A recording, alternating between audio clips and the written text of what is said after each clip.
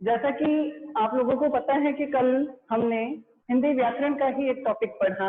आज आपने black board पे देखा होगा, वापस से मैंने उसी टॉपिक को लिख रखा है। उसमें कोई भी कहीं खामी, जहां आवाज सभी तक नहीं पहुंच पाई या वीडियो अच्छे से या मेरा जो रिटर्न वर्क था वो अच्छे से डिस्प्ले नहीं हो पाया, तो आज थोड़ा बहुत जो है उसको सुधारने की कोशिश करेंगे। तो हम शुरू करते हैं आज के इसी टॉपिक से। हमारा टॉपिक था शब्द एवं पद। एक छोटा सा दोहरान है बेटा, इन ब्रीफ मैं आप लोगों को बताना चाहूंगी कि वास्तव में इसमें कुछ नहीं है, सिर्फ इसकी परिभाषा, विद एग्जाम्पल, इसकी भी परिभाषा, इसका भी उदाहरण और दोनों में अंतर, बस इतनी ही सी बात हमें यहाँ स्पष्ट करनी है। जैसा मैंने कल आपको करके बताया, वास्तव में शब्द क्या है? शब्द है वर्णों का व्यवस्थित क्रमबद्ध और सार्थक समूह। वर्णों का व्यवस्थित क्रमबद्ध और सार्थक समूह क्या है? शब्द। यही इसकी परिभाषा है कि वर्णों के व्यवस्थित क्रमबद्ध सार्थक समूह को ही हम शब्द कहते हैं। जैसे मैंने यहाँ लिखा क, म, ल, अलग अलग वर्ण थे, हमने इसको मिला लिया तो ये क्या बना? कमल। अब इस कमल से क्या बातें स्पष्ट होती है?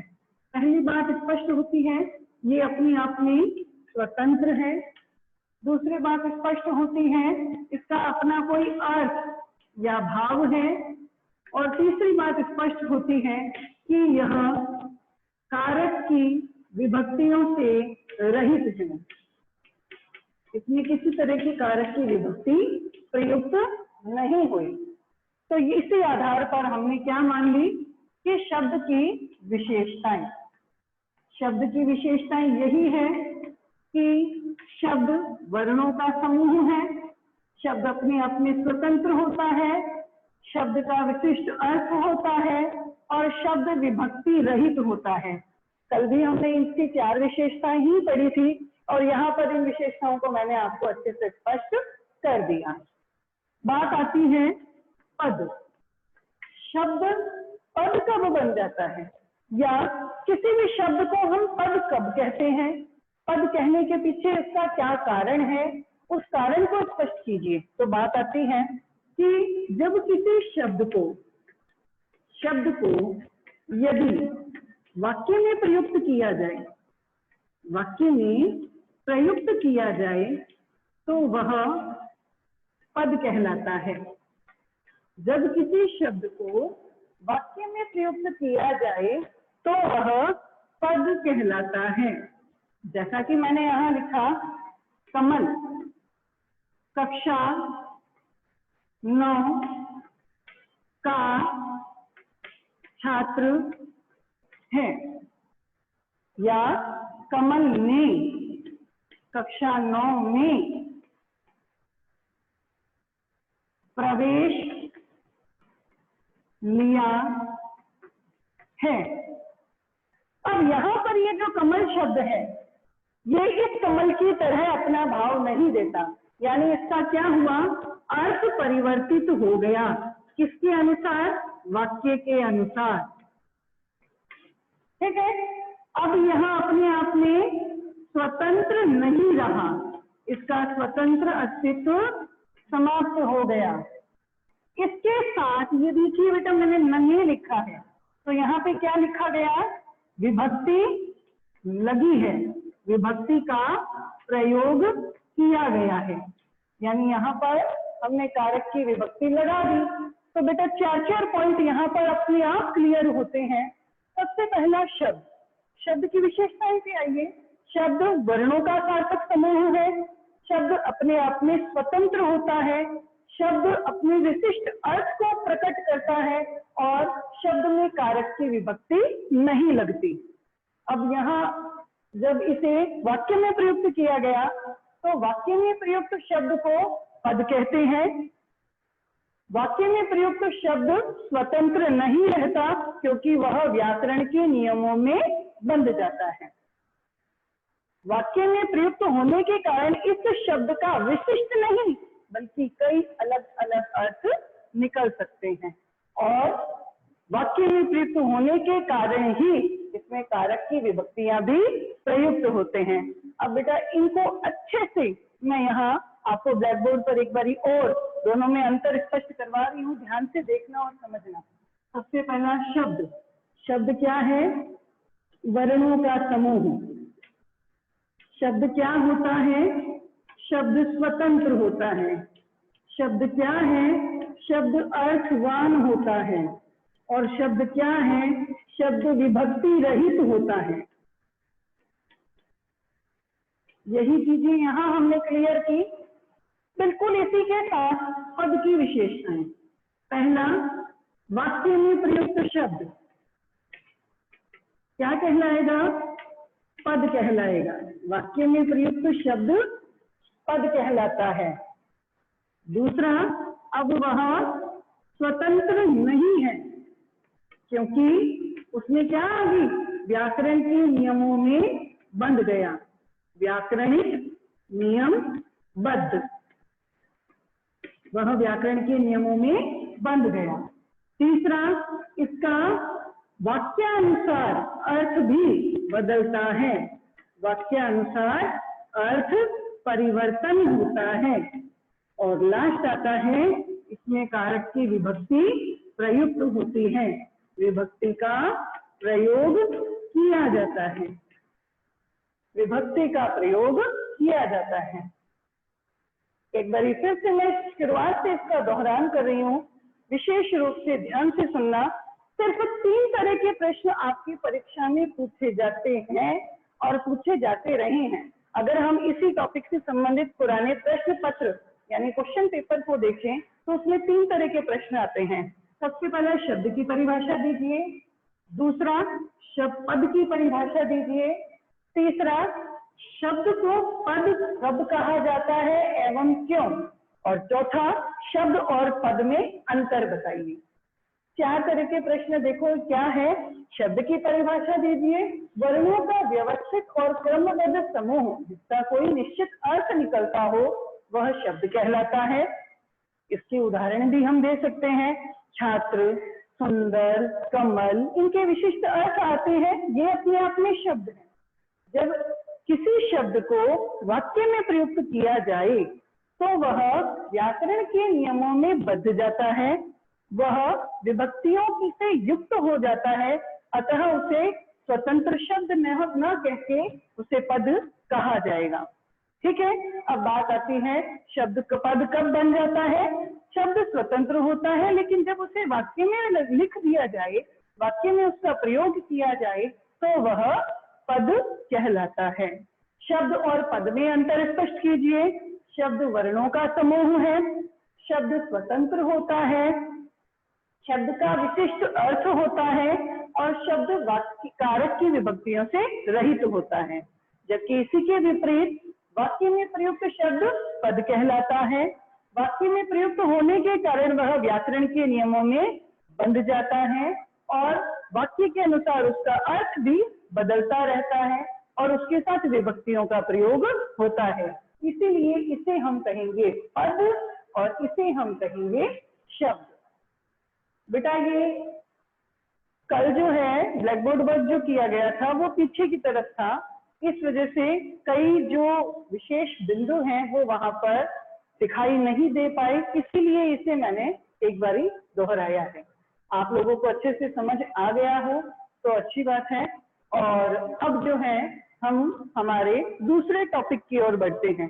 जैसा कि हमने कल हमारी क्लास को पूरा किया, उस समय मैंने आपको निर्देश दिया कि अगली क्लास में आपको पद्यांश का नया पाठ पढ़ाया जाएगा और पद्यांश के पाठ को पढ़ते समय किताब और पेंसिल के साथ आप अपने कक्षा में उपस्थित होंगे।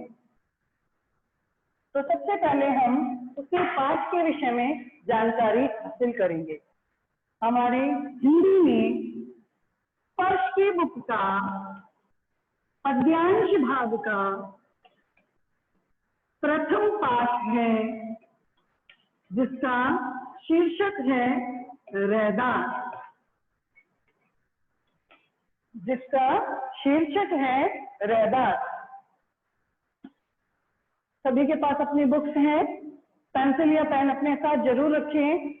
क्लास अटेंड करते समय बिल्कुल एक्टिव पोजीशन में बैठें बेटा, ताकि कराया गया काम आपको अच्छे से समझ आए। रैदास बेटा थोड़ी सी आपको सामान्य जनरल नॉलेज, यानी ऐसी जानकारी जो हमारे विशेष रूप से जीके में प्रश्नों के रूप में भी पूछी जाती है कि ये क्या है हमारा हिंदी का साहित्य, यानी हिंदी लिटरेचर। इस लिटरेचर को जब लिखा गया तो उस समय को 3 हिस्सों में बांटा गया। सबसे पहला हिस्सा था इसका आदिकाल।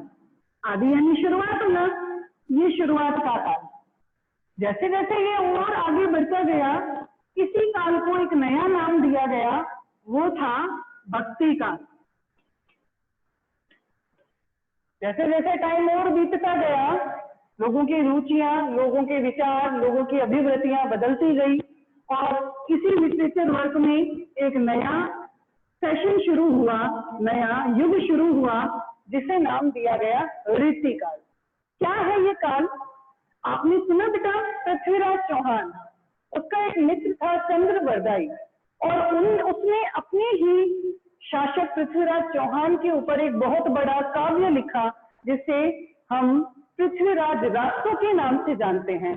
ये आदिकाल शुरुआती काल था, जिसमें अधिकतर कवि अपने शासक की प्रशंसा प्राप्त करने के लिए कुछ विशेष रचनाओं को लिखते थे, जिसमें उस शासक के गुण, उसके स्वभाव, उसके युद्ध वर्णन, जिसमें बड़ा चढ़ा के उनका वर्णन किया जाता था, वो था आदिकाल।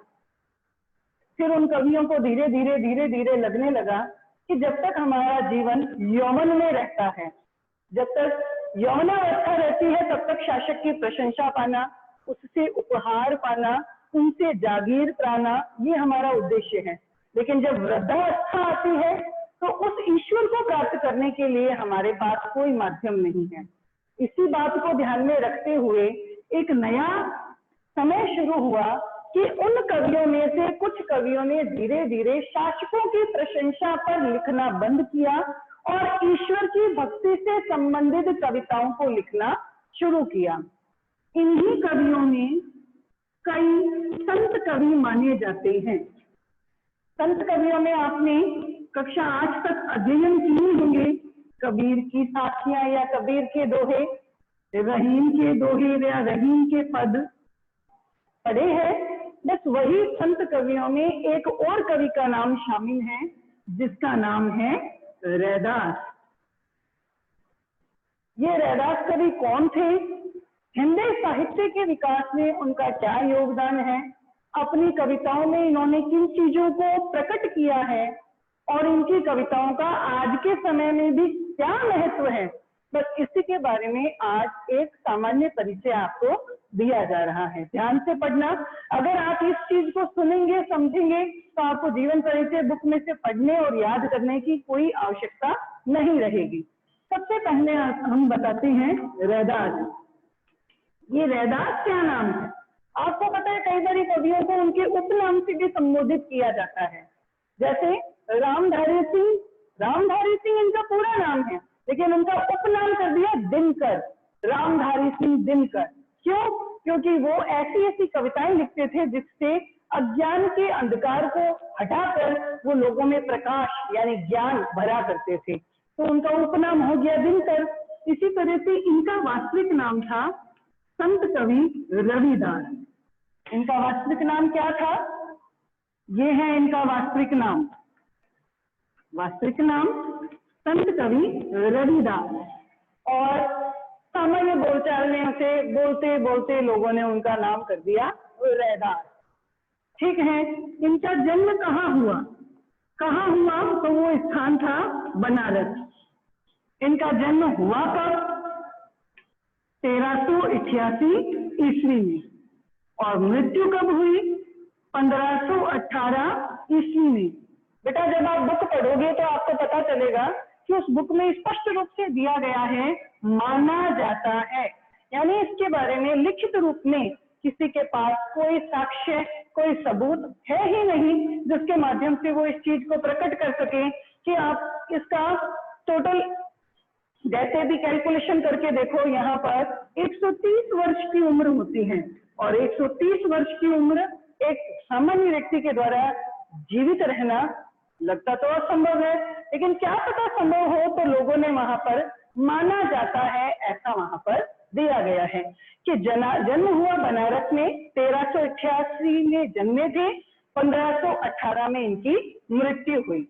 ठीक है। और जन्म के पश्चात ये जिस समाज में जिन लोगों के संपर्क में आए, अपनी शिक्षा दीक्षा जैसे जैसे इन्होंने ग्रहण करी, तो ये उस समय अपने लोगों को, जनमत को, लोगों को जागरूक बनाने का प्रयास करते थे। इनकी रचनाओं से वहां का शासक बहुत प्रभावित हुआ और उस शासक का नाम था, दिल्ली का शासक था सिकंदर लोदी। और इस सिकंदर लोदी ने रैदास की प्रशंसा से प्रभावित होकर उसे आमंत्रण दिया कि आप मेरे दरबार में आकर रहे और मेरे दरबार में आकर अपना काव्य लिखे और लोगों के सामने उसे प्रकट करें। सिकंदर लोदी के आमंत्रण को पाकर के रैदास बहुत प्रसन्न थे, लेकिन रैदास ये मानते थे कि मुझे किसी के अधीन रहकर कोई कार्य नहीं करना, इसलिए उन्होंने उनके प्रस्ताव को इनकार भी नहीं किया, एक सामान्य सा मान करके वहीं त्याग दिया। तो जन्म बनारस में हुआ, 1388 में जन्मे थे, 1518 में मृत्यु हुई। वास्तविक नाम था इनका रविदास। और सिकंदर लोदी ने इनकी प्रशंसा से प्रभावित होकर इन्हें दिल्ली आमंत्रित किया। और अब बात आती है इनका धर्म के संबंध में विचार। धर्म के संबंध में विचार, आपने कबीर के बारे में पढ़ रखा है। कबीर कैसे थे? कबीर अनपढ़ थे, लेकिन उनकी रचनाएं इतनी प्रभावशाली कि आज भी जब उनके दोहों को पढ़ते हैं तो बड़ा मजा आ जाता है कि एक दोहा और सुन लिया जाए। कबीर ये मानते थे कि कबीरा खड़ा बाजार में मांगे सबकी खैर, ना काहू से दोस्ती ना काहू से बैर। बस कबीर के इन्हीं नियमों पर चलने वाले कवि थे रैदास, जो ये मानते थे कि धर्म व्यक्ति की आंतरिक भावनाओं और भाईचारे पर आधारित होना चाहिए।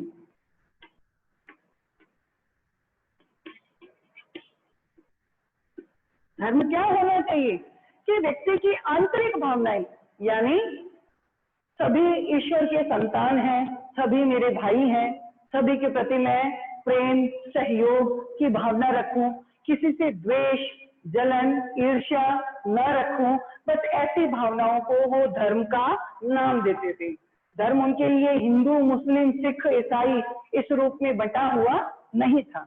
वो ये मानते थे कि वास्तव में धर्म क्या है। धर्म वो है जो हमें अच्छा इंसान बनना सिखाता है, जो हमें परस्पर भाईचारे की भावना से रहना सिखाता है। धर्म के विषय में वो ये मानते थे कि धर्म मूर्ति पूजा और तीर्थ यात्रा पर विश्वास नहीं करता। धर्म ये नहीं है कि आप किसी भी धर्म को मानकर और उस तीर्थ यात्रा पर निकल गए तो आपको ईश्वर मिल जाएगा। धर्म के आपने तिलक लगा लिया और माला जप ली तो ये आप धार्मिक होने की निशानी बता रहे हैं, ऐसा नहीं है। तो इन्होंने माना कि मूर्ति पूजा और तीर्थ यात्रा ये धर्म के वास्तविक निशान नहीं है, ये इनके विरोधी थे। मूर्ति पूजा और तीर्थ यात्रा के ये विरोधी थे। तो धर्म के विषय में इनके क्या विचार थे? व्यक्ति के आंतरिक भावनाओं को विशेष मानना, भाईचारे की भावना से रहना, मूर्ति पूजा में विश्वास न रखना और तीर्थ यात्रा पर जा करके ईश्वर की खोज पड़ताल करना, इन चीजों में इनका विश्वास नहीं था। जब आप अपनी कविता को पढ़ोगे तो कविता में प्रथम पद में लाइन दी गई है, एक पंक्ति दी गई है। वो कहते हैं, प्रभु जी तुम चंदन हम पानी, जाके अंग अंग बास समाने। कि जब चंदन को पानी मिला करके हम रगड़ते हैं तो उस पानी में भी उस चंदन की खुशबू, उसकी सुगंध उस पानी की बूंदों को भी महका देती है। तो ईश्वर हमारे भीतर है।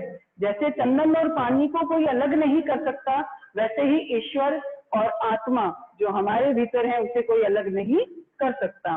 तो मूर्ति पूजा और तीर्थ यात्रा के ये बिल्कुल खिलाफ थे। अब बात आती है इनकी रचनाएं और इनकी रचनाओं की भाषा। रैदास ने वैसे किसी विशेष ग्रंथ या रचना का निर्माण नहीं किया।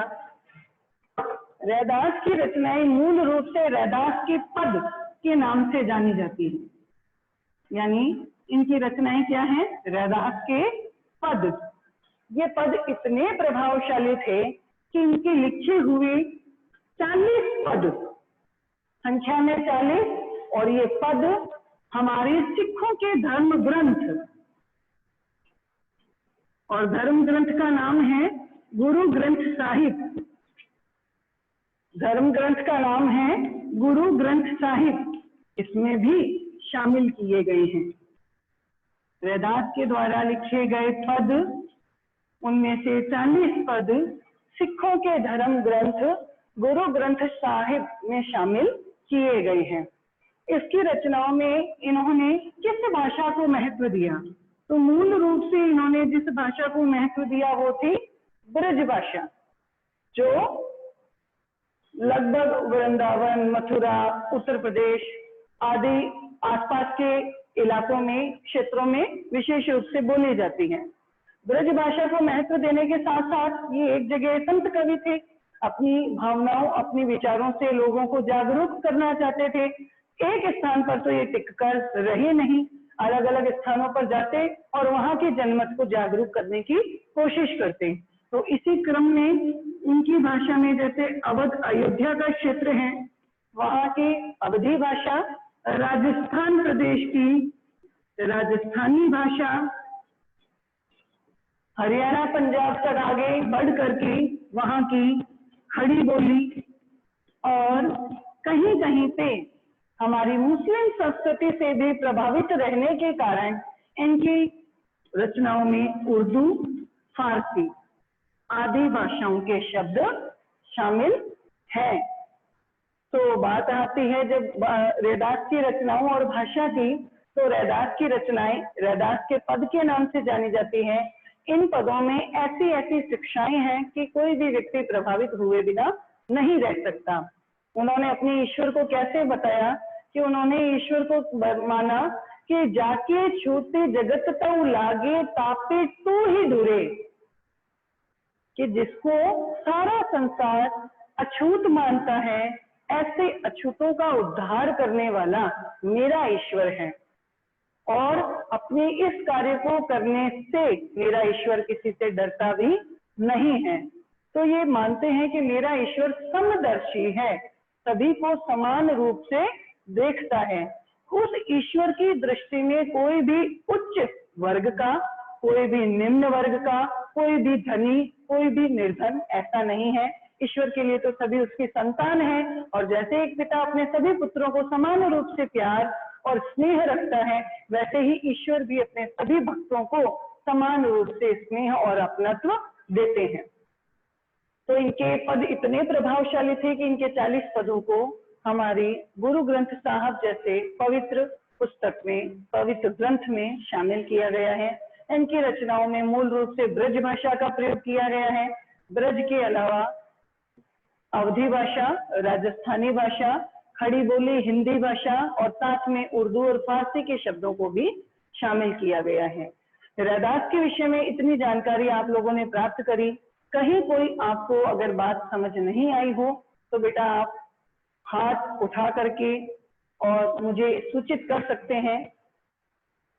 इतना पाठ का परिचय है जो मुझे आशा है कि आप लोगों ने समझ लिया होगा। परिचय पाठ में रैदास का परिचय है। सबसे पहले बात आती है उसके जीवन परिचय की। रैदास कवि का वास्तविक नाम था रविदास, जिनका जन्म बनारस में हुआ। जन्म 1388 में और मृत्यु 1518 में।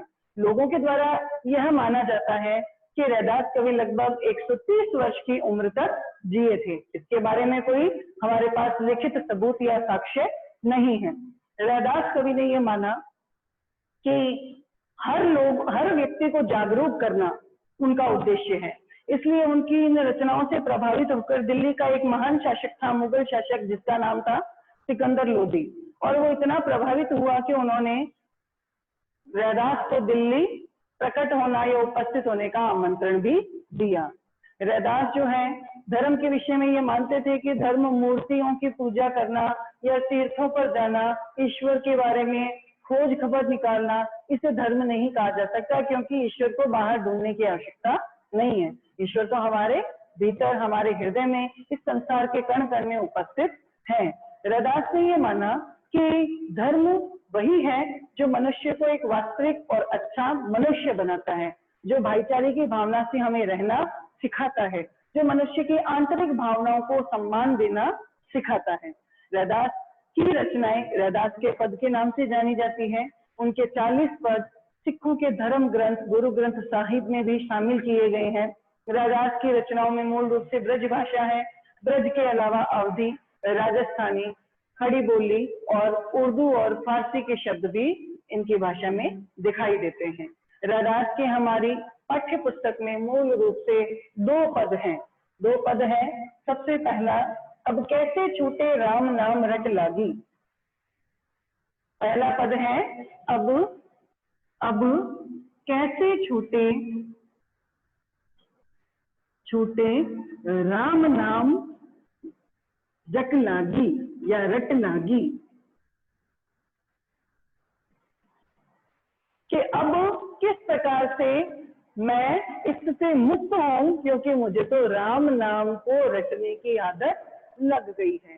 6 पंक्तियों का ये पद है। इसका डिटेल में अध्ययन, विस्तार से इसका अध्ययन और इसका अनुवाद हम कल की कक्षा में करेंगे। इसी तरह का दूसरा पद है, आपकी पाठ्य पुस्तक में ही है, कि ऐसी लाल तुझ बिन कौनो न करी। ऐसी लाल तुझ बिन कौनो न करी। लाल यानी ईश्वर, ऐसी यानी कृपा, कि हे ईश्वर आपके जैसी कृपा तो इस संसार में किसी ने भी नहीं की। अब वो क्या कृपा है, भक्त क्या कहना चाहता है, जो ईश्वर ने उसके ऊपर ऐसी क्या कृपा, ऐसी क्या उदारता, परोपकार दिखाया, जिसके बारे में वो कवि जो है हमें भी उसका परिचय देना चाहता है। इसके बारे में विस्तार से अध्ययन हम कल की कक्षा में करेंगे। तो उम्मीद करती हूँ बेटा आप लोगों को पाठ का परिचय, कवि का परिचय, कवि की रचनाएं, कवि के धर्म के संबंध में विचार बड़े ही अच्छे ढंग से समझ आए होंगे। और मैं ये भी उम्मीद करती हूँ कि कल की कक्षा में जो थोड़ी बहुत हमारी त्रुटियां रह गई हैं वो आज की कक्षा में सुधार दी गई है। तो मेरे बच्चों को वहां तक मेरी आवाज के साथ दिया गया जो जानकारी या ज्ञान है वो पूरा पहुंच गया होगा। तो धन्यवाद बेटा जी क्लास में उपस्थित होने के लिए। और कल इसी समय पर ये क्लास शुरू होगी 12:20 से, जिसमें हम इस पाठ के अनुवाद को अच्छे से समझेंगे और प्रश्नोत्तर भी करने की कोशिश करेंगे। धन्यवाद।